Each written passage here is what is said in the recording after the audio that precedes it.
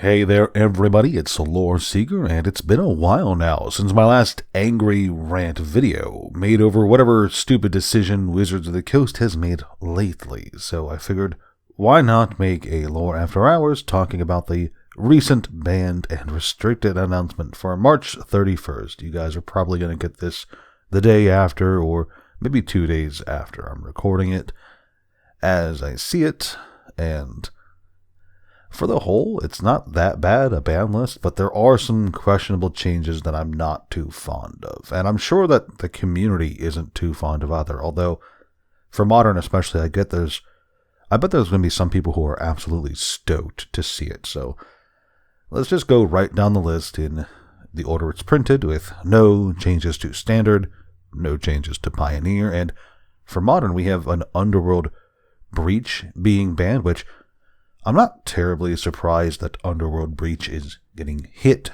with the ban hammer. Underworld Breach is a very powerful card, and it allows for a kind of recursion that Wizards was never really fond of for Modern. In fact, when it was first printed, I and a lot of other people were kind of surprised that we were getting it at all, even in Red, because it's just a really, really powerful card. The other Modern change, of course, is unbanning Field of the Dead, and I get it, I understand why they're unbanning it. It is a very popular card, and a lot of people loved playing with it, but even now, only a few years after its initial banning, I think it's still a very powerful card, and that unbanning Field of the Dead so soon after its original banning is just kind of, especially since their whole explanation for unbanning it in the article is that they just don't feel like it's powerful enough to have any real combo potential anymore, which I think is just Wizards once again refusing to acknowledge the creativity of their community. But I digress, let's move on. Now, moving on to Legacy, there's a few changes here as well, with Sowing Mycospawn being hit with a ban, and Troll of Khazad-dûm being banned, and Mana Crypt being unbanned. It's the trifecta of perfection, and so far as I'm concerned, Sowing Mycospawn and Troll of Khazad-dûm being hit with a ban just helps to reaffirm everybody's claim that some of the new cards Wizards is printing are just too strong for the game. Troll of Khazad-dûm, especially being a common, if I'm recalling correctly, just goes to highlight how bad Wizards' design is for newer sets, especially when they're pushing the power so very hard.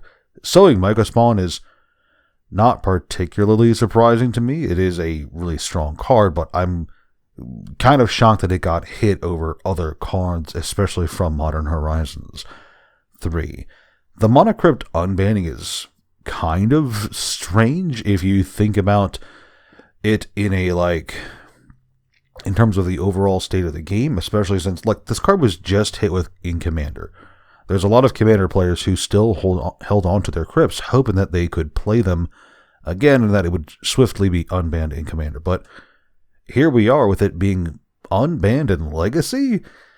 I don't know. It feels like Wizards is trying to send a subtle hint that they are unbanning it soon in Commander, but I won't hold my breath because as a company, Wizards is, maybe they are just unbanning it to unban it in Legacy, and their explanation that it doesn't really facilitate any powerful deck archetypes, it's a flimsy excuse at best insofar as I'm concerned.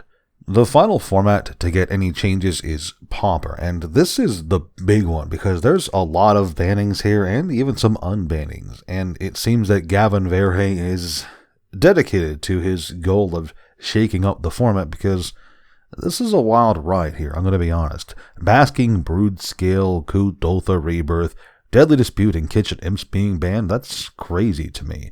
Prophetic Prism being unbanned and High Tide being unbanned as well, well, High Tide in particular is quite the surprise. Let's get into this.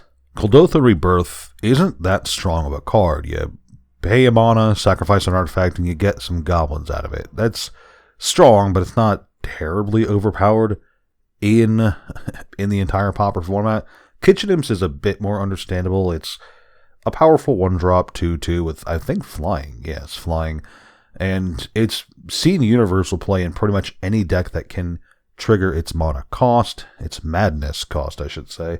So that one's not that surprising. Deadly Dispute's a very powerful card, but the real big one is Basking Brutescale, because this, like the Troll of Khazad-dûm from earlier, Basking Brutescale highlights how poor Wizards of the Coast is when it comes to maintaining the power levels of their new cards, because this is a common with a really solid effect.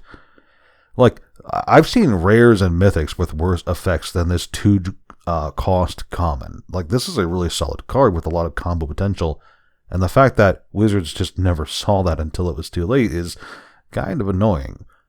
Prophetic Prism being unbanned and High Tide being unbanned are choices, to be sure. Prophetic Prism I don't think is too much of a problem, but High Tide being unbanned, especially after a wave of mono blue bans, is pretty interesting, and I'm curious to see where it's going to lead blue decks in the format. But for now, that's really all I've got. What do you guys think of these bans and unbans? It's a surprisingly large list, and I'm curious to see how this will affect the game going forward. But of course, there's only one format that really matters, Commander, and its ban list is not here yet. So let's wait and see what that's going to look like.